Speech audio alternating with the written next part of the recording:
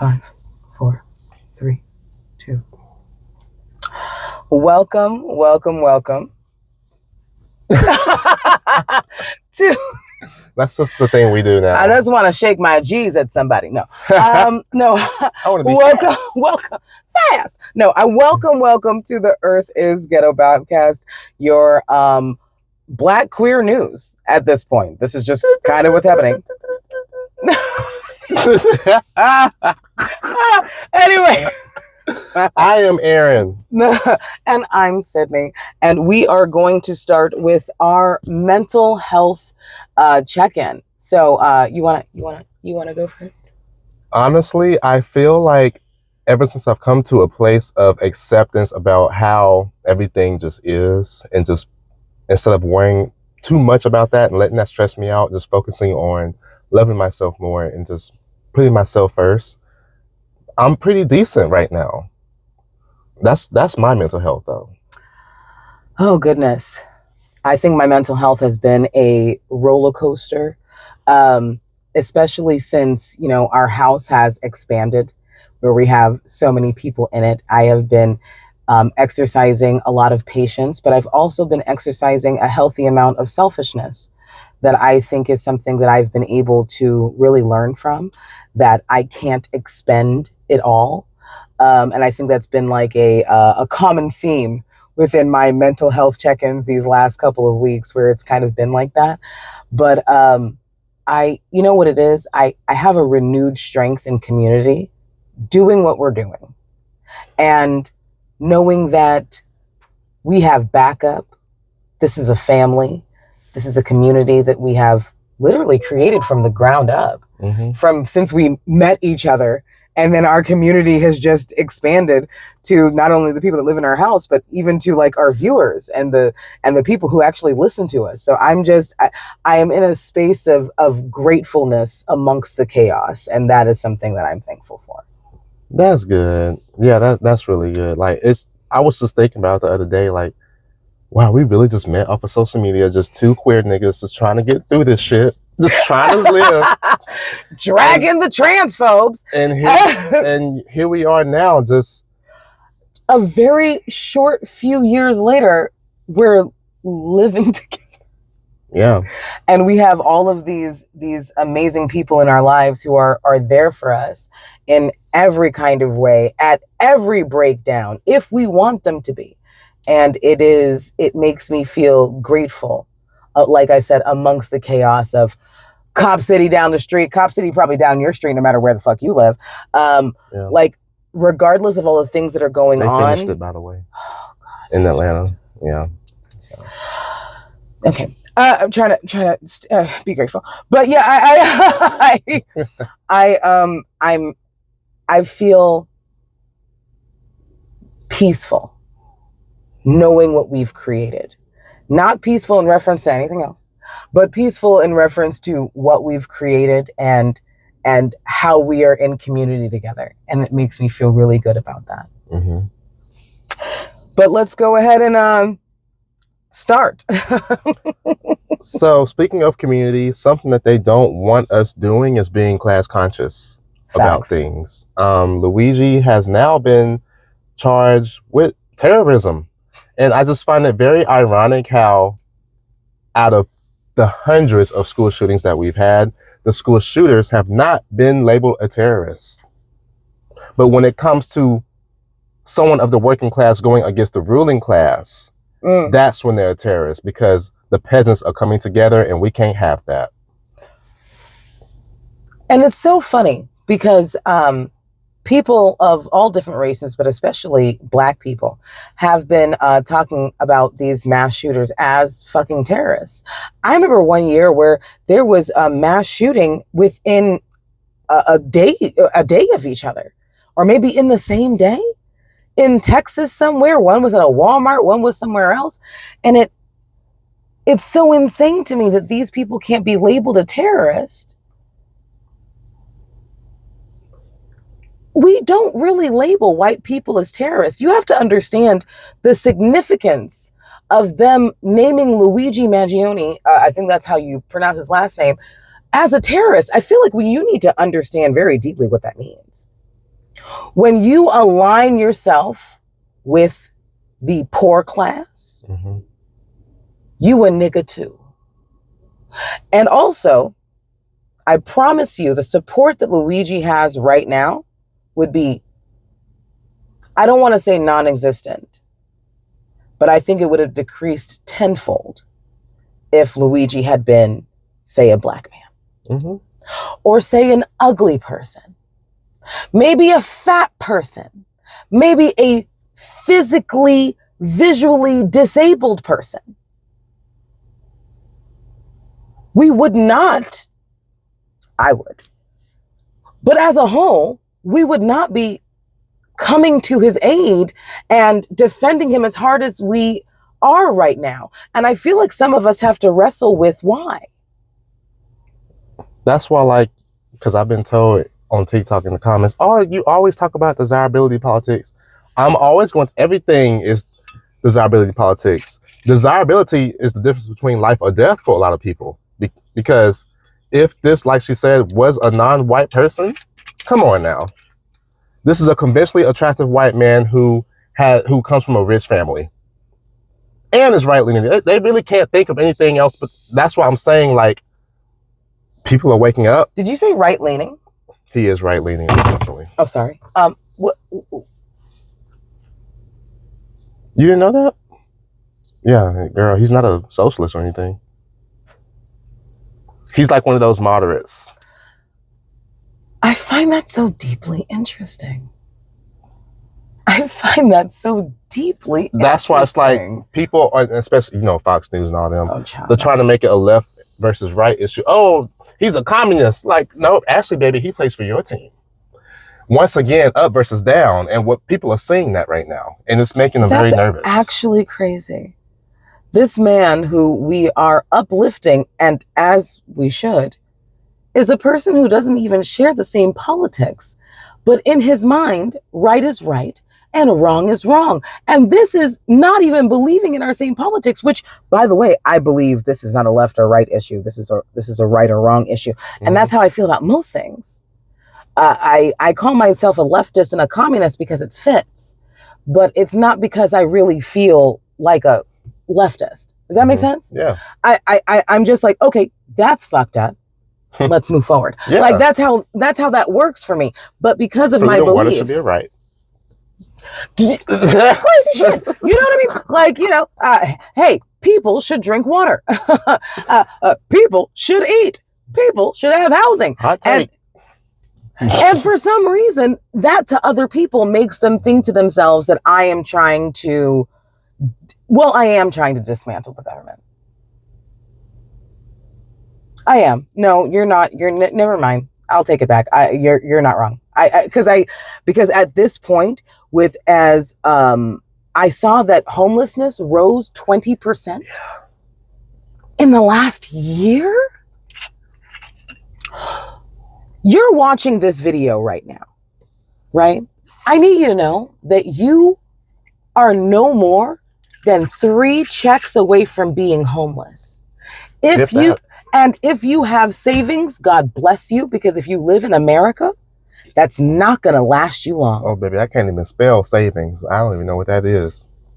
If you have a savings account right now, wow. And people would think that that's a deficit with them. Like they did something wrong. The economy is gone to shit. We don't have enough to save. And we quite literally now have kids to feed, 4 of them, and they eat a lot. Nigga, all day. Can I have a snack? Can I have a snack? Can I have a snack? So, and then you look at how expensive food is. These kids have to now get shots to go to school. Do you know we now have to pay $300 for shots? We have to pay $300 for shots just so they can go to school. I'm not against the shots. I'm against the price.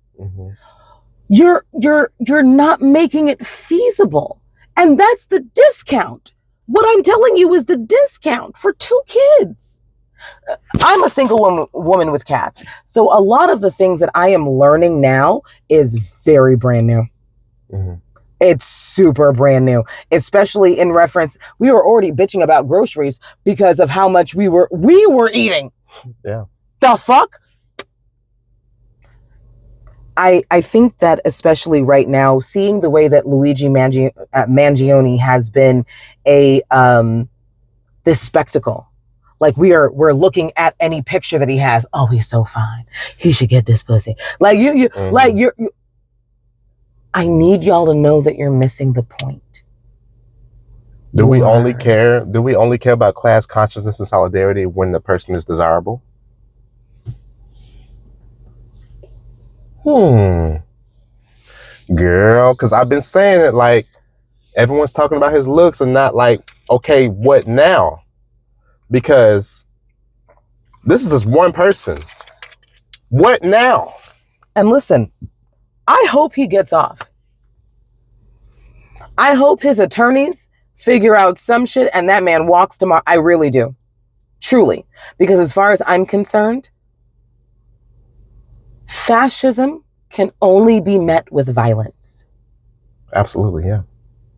We may be very uncomfortable with that fact. Strike that. I'm uncomfortable with that fact. I'm not a violent person. I'm not a person who is like, oh, yes, violence. But when it comes to protecting mine and my own and seeing the way that insurance companies have made it so difficult for people to live to the point where this is just murder. It's just murder. He stopped a murderer. I feel like we're not having that conversation. He stopped a murderer. And I would never call for violence. But I know for a fact that fascism can only be met with violence. And that's a fact. In order for us not to be under a fascist rule. That's what we talked about social murder the last episode, because everyone's saying, oh, he had a family and oh my God, he had all these things. What about the millions of people that died that have families? Do they not count? Like, I'm confused. Like, it's once again defending, oh, these poor CEOs. Poor and CEO should not be in the same fucking sentence. Even that man's wife was like, beautiful gowns. Right. Sorrows, prayers. Prayers and chairs. She Prayers and chairs. No, I like that. No, but for real. She did not, she was like, oh, well, you know, shit happens. But I'm just saying, I feel like at this point, we have to have real conversations and we're not having them. I got a little quick video. Let's do it. Charged with murder as an act of terrorism in the Luigi Mangione has officially been charged with murder as an act of terrorism in the shooting of United Healthcare CEO Brian Thompson. What's crazy to me is that when these same CEOs have their feet on our neck, denying our claims, passing policies that harm working class individuals, it's seen as good business practices. It's seen as him being a good businessman, guarding against unnecessary care. But when people have finally had enough of a system that continues to put its feet on our neck, we're terrorists.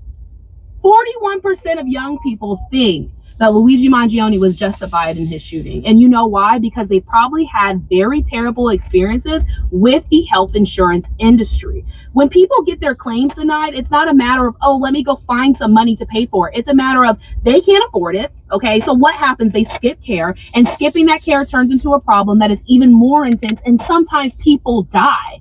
Like, I don't think y'all are getting this, but maybe y'all are, and I'm preaching to the choir, but this person has been charged as a terrorist for shooting a CEO. Well, somebody think of the poor CEOs. Oh my God, oh my God, oh my God, oh my God.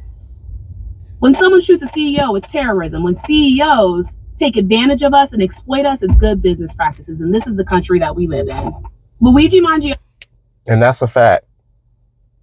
That's why, like, I've been seeing a lot of people, oh, I don't condone it, but like, I'm also neutral. I celebrate it. Same. I'm not the type to, oh, well, violence, I don't like the way it was played out. I do. Keep it coming. When I say I felt nothing, I felt Nothing. Same as those billionaires who went in the submarine and became fucking fish confetti. I don't Not fish confetti. I don't care. I don't care. And the fact that you are trying so hard to make working class people who are regularly denied claims for care that they need to survive. This is not, oh, I got denied for a breast reduction. That's not what the fuck I'm talking about. And I need us to have real conversations about what's happening. Oh, so we killed that one guy because we didn't like him. Does that mean we're going to kill a bunch of people? Stop being fucking obtuse. Mm-hmm. Stop being so goddamn obtuse. Did you really think that we were just calling to kill random business owners? Is that what you thought? We're talking about billionaires, and unfortunately, you can't get their sack out of your mouth. Yeah. Because you feel like us tearing down billionaires means that you can't have a billion. You shouldn't ever have a billion. And I don't care who's a billionaire, whether it's Rihanna, whether it's Beyonce, whether it's corporations, whether it's Chase, you shouldn't have $1 billion. You shouldn't be allowed. Sorry. You should not be allowed to have $1 billion. And I know that's going to be really upsetting for a lot of people to hear. You can't even spend $1 billion in your fucking lifetime and you don't even realize it. Because it's just fucking words to you. Because we're poor! Yeah. That's why it's mind-blowing to me when I see people defend people like Elon Musk and Jeff Bezos and Mark Zuckerberg and all these other, like, it's crazy to me, like, y'all are shook that people are celebrating the CEO's death because you still think that you're going to be a billionaire someday. And it scares you that you will also be on the guillotine list. And you think because you make 6 figures that you can't be the homeless person on the street digging for a fucking sandwich. You're a thousandaire, my nigga. Stop pretending you're better than me. Stop pretending you're better than the working class who's making $50,000, $40,000, $30,000. The only difference between you and them is the fact that they have more expenses than you do. Because being poor is expensive. As fuck. So take the boot out your mouth. I don't know what y'all are using. Maybe you're putting ketchup, ranch, mayonnaise on the boot to make it taste good. But you would never be that. It's over 330 million Americans. Yeah. This system of capitalism does not allow for 330 million billionaires. There's a high chance you will not be one. High chance? Stop it. Don't even say high chance. You never will be a billionaire unless you are willing to go ahead and exploit millions of people, which you won't even have the opportunity to do unless you know the right person. As we see on screen, on TV, a lot of things aren't even about talent. It's about who you know and the money you have. I'm really, really, really sick of the fact that we big up people like Elon Musk. Oh my God. Why does that man look like he has a herniated disc in his stomach? Listen, I hear when people decide to uplift people like Elon Musk and Bill Gates and Jeff Bezos, and these were just overseers who knew what slaves to exploit. And now they're rich. I'm done. Child, act your class. Like I say all the time, stop bootlicking and act your class. Speaking of Elon Musk, President Elon Musk, because basically, at this point. Stop it. Don't. That's so scary. Okay. He is the president, and Donald Trump is the vice president, and Donald Trump is listening to his every command because apparently MAGA and MAGA is going into it with Elon Musk. They do not like him anymore because he's saying, actually, y'all talking about these HB visas and all these other things. I need these quote unquote foreigners because I can exploit them and they get the job done. So maybe we should get some more. And that is pissing MAGA off. Really? Video. Ooh. It's about H-1B visas. The Republican Party is in the midst of a very public civil war, and this time it's about H-1B visas for skilled immigrant workers. On one side, Elon Musk and Vivek Ramaswamy said that the program is important for tech companies. On the other, Trump's MAGA supporters are feeling angry and betrayed by the idea of letting in more foreign workers. The real irony? Musk and Ramaswamy are now being attacked for being so-called pro-immigration, even though they spent years demonizing immigrants. Musk, whose tech companies use foreign engineers, argue that America needs more skilled workers, comparing it to recruiting the best players for a championship team. Ramaswamy, who Trump tapped for a new government job, said that American culture has celebrated mediocrity for far too long and doesn't produce enough skilled workers. He even blamed old TV shows for this. This angered Trump supporters who have been fighting to reduce immigration. Far-right figures like Laura Loomer and Ann Coulter criticized Musk and Ramaswamy, saying that they're hurting American workers, while other politicians argue that America should focus on its own workers. So, to sum it all up, the two of them should just play ball and shut the hell up. In response, Musk has taken action to silence his critics. He demonetized Laura Loomer and other conservatives on Twitter, stripping away their ability to make money, removing their blue verified check marks, and making their posts less visible. This shows just how far the divide between Musk and MAGA supporters has grown. Meanwhile, Trump is sending mixed messages. While he restricted H-1B visas during his first term, now he seems open to granting green cards to foreign workers who graduate from U.S. colleges, causing even more confusion in the Republican Party. The fight over H-1B visas shows how divided the GOP is. Musk and Ramaswamy represent the business, tech, oligarch bros of the party, which wants more immigration to help companies compete globally. On the other side, MAGA supporters don't want any kind of immigration, even for skilled workers, because they think it takes jobs from working class Americans. What's both hilarious and downright pathetic is watching Musk and Ramaswamy reap what they have sown. These are men who have spent years demonizing immigrants, even though their own lives and families have benefited from immigration. They backed hardline policies like building a wall, thinking that they somehow be the exception to the rules they champion.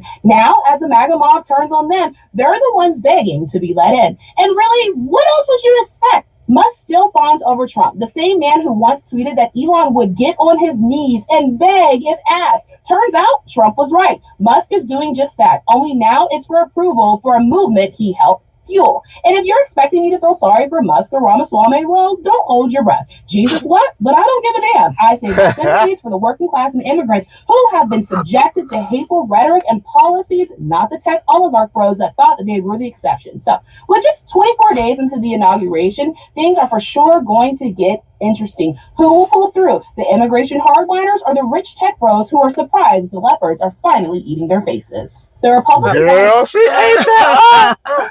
This is what, but I don't give a damn. Listen. Oh, how the tables turn. This is funny. This is hilarious. One of the things that I will say is that as much as I want the right, like in the back of my mind, just perish. Please. Just go away. I'm realizing that while listening to Imani, while listening or Crutches and Spice, as how people know her on social media, I'm realizing that, and this is gonna, I hate to say this, because of the class solidarity that we have been experiencing, we have to expound on that. We have to reach across the aisle with that. And that's going to be the difference between us and liberals who refuse.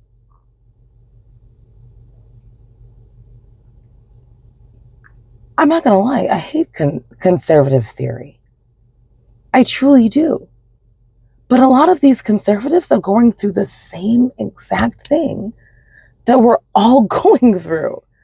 And just because they have different beliefs than we do, They're still fighting the insurance companies. They're still fighting to go ahead and buy groceries because they're too goddamn expensive. They're still like, all of these things are the same between us and we can't see it. And they are hoping that we'll never see the similarities between us. Mm-hmm. And that's why they keep saying, oh, don't pay attention to us. Look at the drones. Don't pay attention to us. Look at that trans person. Don't pay attention to us. Look at the immigrants. Don't pay attention to us. There's aliens now. Don't you know nigga, we always, okay. All right, sure. Yeah, no, that's fine. But do you see how important it is for us to expound on things like this? No war but class war. And that scares them. I'm not gonna lie. So I have a friend who is not conservative in the slightest. I honestly don't know if he knows, but he seems like he's pretty leftist in a lot of his ideals. And he's got a mom and a stepdad, and they have voted for Trump. And only just recently, as this has gone on, they're actually questioning things. Now, I'm not trying to give nobody a fucking cookie for opening their eyes. Let's make that clear. But that's still something that we should expound on.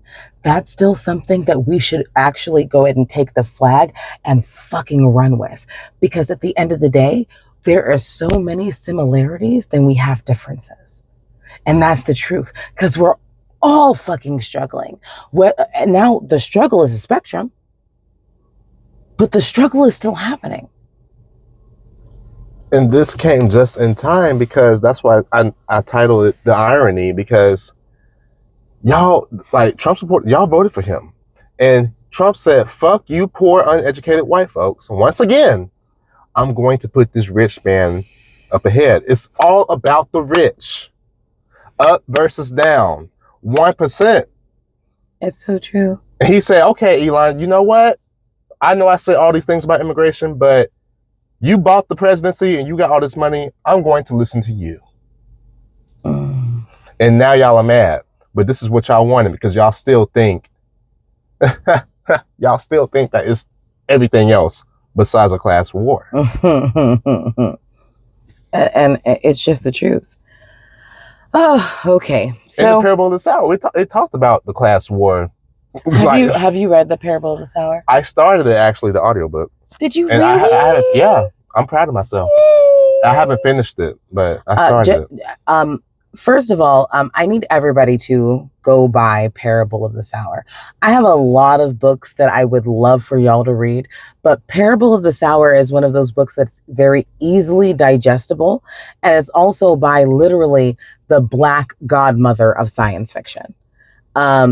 She was able to see the things that were going on with Reagan. She was able to see so much, like that "Make America Great Again" shit. She was talking about that shit in the late 70s, early 80s. Queen Elizabeth's death. But do you know what I'm saying? It's going to be so important.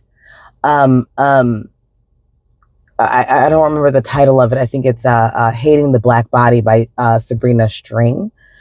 There is so much for us to talk about, and we have to remember that fat phobia, the way that we think about disabled people, all of these things are just fucking strings of white supremacy. Which one? Deshaun's Kingery's friend. He has a book called Belly of the Beast. Ooh. Have you heard of that? No. And it talks about anti-fatness as it relates to anti-blackness. Oh, and I've been wanting, I need to read that because the way that shit is all connected. It is. No, but it is. It's very connected. And that's the thing. I feel like it's really important for us, especially at this time, before we get into 2025, especially as Black people living in America, we have to start ingesting this information. I don't care if you're reading an audiobook. I don't care if you're reading it. I don't care what's happening. Ingest the information. It's so fucking important for us to move forward. Yeah. But anyway, let's go ahead and move on to the the next topic, which is interracial relationships accompanied with pro-Black activists. Now, I think that we all remember that the very famous Nikki Giovanni, passed away. I'm not going to lie. I was really disconcerted by the reaction to her death. This is a woman who did so much for the pro-Black movement. And because she ended her life with a white partner, they're now questioning the work that she did. First of all, I need everybody to look up FD Signifier. Love him to death. And he's got such an amazing video in reference to interracial relationships, right? And my whole thing is, now, I'm going to be real. I'm not dating anybody white. And if I do date anybody white, it is going to be Hallie Silversmith. That part. No. I'm just naming one of my best friends who's Jewish. And the reason why I say what I'm saying is because why waste your time trying to find a unicorn? When you're even dating Black people, when you are Black and dating Black people as a queer person, and you are trying to figure out how we're supposed to make the next step, right? Do you know how often you run into anti-Blackness? I will never forget that Aaron was talking to somebody who wanted to go to a super white club, and all Aaron said was, "That's not my thing." Too much mayonnaise out here, you know? Too much 8x11s. but Aaron was just like, that's just not, it's not my scene. And if you don't have the range, again, assuming I end up with a white man, if you... I'm sorry. No, I can't help what happens with my mouth and cheeks. But listen, I get it. Trust me, I was doing the same thing with you. Because the politics me and Sydney have, you best believe if we find a unicorn, if we have a solar eclipse moment and have a white man, best believe that they have taught us something about decolonization that we didn't know, or also they hate whiteness and white supremacy more than we do. And that says a lot. I need when people understand, especially when you see who Black people are to their core. When they get with a white partner, I feel like it's less like we have to question them, or rather question, is their white partner on the same politic as they are? Because I promise you, just like Aaron said, me personally, there's too many Black people in this goddamn world. Way too many. There's no way I'm going to end up with somebody who is, you know what? Let me not say no way, because who knows what life has to bring. Yeah. I'm just saying, I don't see it on the horizon. It's a 99.9% chance. All right. 94.6. I just like that, because, or just a Black person, because I feel like now this is me personally, I feel like I'm not going to be able to connect to someone who is not at least partially Black. Mm-hmm. This is me. I don't think I'm going to be able to relate to you in a way that makes sense. And that's just me. And especially because I'm pansexual and I like fruity men. Like, if you've sucked a dick, let's talk. You know what I'm saying? No, shut up. No, I'm not. If you sucked a dick, let's talk. No, I'm just saying. If you arch that back, honey. Listen, if you've got a Gawk 2000 method, I would if like you to reverse cowboy on that shit. Because I could buy the strap, but you know what I'm saying? Like, listen. Oh shit! Now I gotta pee. I gotta pee real bad. Actually. Okay. Do you feel like I'm sorry? No. You know, one take, but I'm sorry. No, I can't do it. no. We're gonna stop. It's okay. We're at 34 minutes. Okay. And I'm keeping it in.